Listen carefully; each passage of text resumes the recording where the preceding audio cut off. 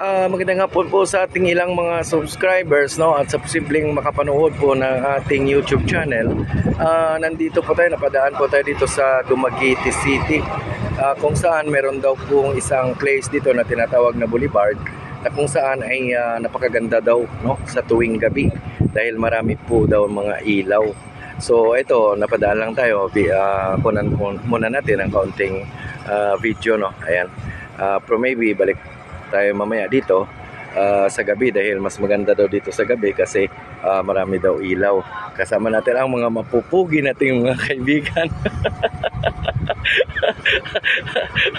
Ang ating mga pugi na mga friend. Ayun ako. At ang pinakapugi sa lahat, ayan.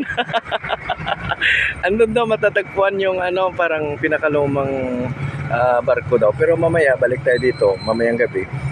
Dahil yung sinabi nila na napakaganda doon ng area dito kapag gabi. Ay, ano yan? Yan palang yung makikita natin doon sa medyo may kalayuan. Yan po daw yung Siquijor Island. Hindi natin alam kasi yung kasama natin, familiar siya dito sa Dumaguete City. So mamayang gabi pagpatuloy po natin ang ating karagdagang video nito.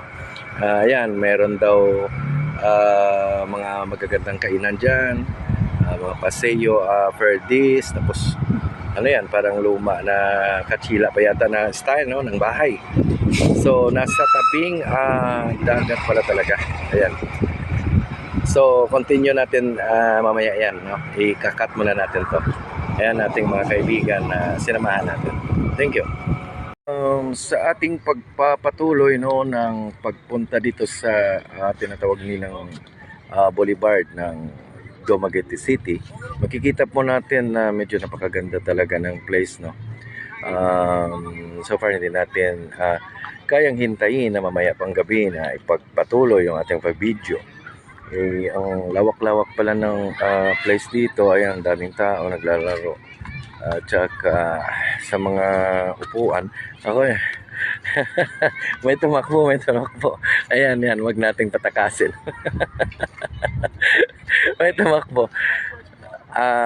Yes, first time nating nakapunta dito ng Dumaguete City at pinuntahan natin kaagad itong sinasabi nilang Boulevard.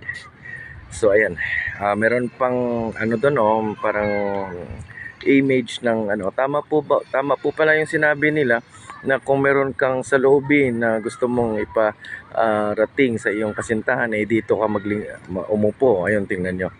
Ayan, ang dami talagang tao.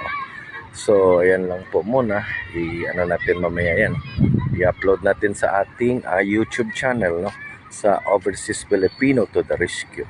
Magandang hapon po sa inyong lahat. Dumating na yung sinasabi natin, no, na paggabi na.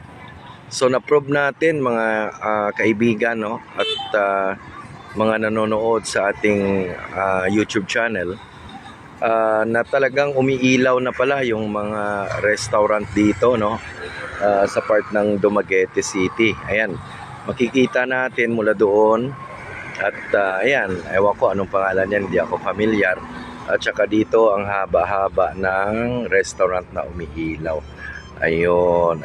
So mamaya ipagpapatuloy natin pag talagang nandoon na tayo, no, sa yung kanina na kinuna natin ang picture.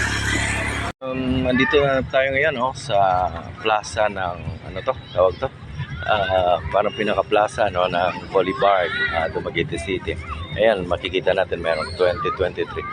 At napapalibutan po siya ng mga different kind of animal. Ano kaya to? Ibon, okay. Kapi, napakaganda. May ilaw yung ibon. Tsaka next, ano ito?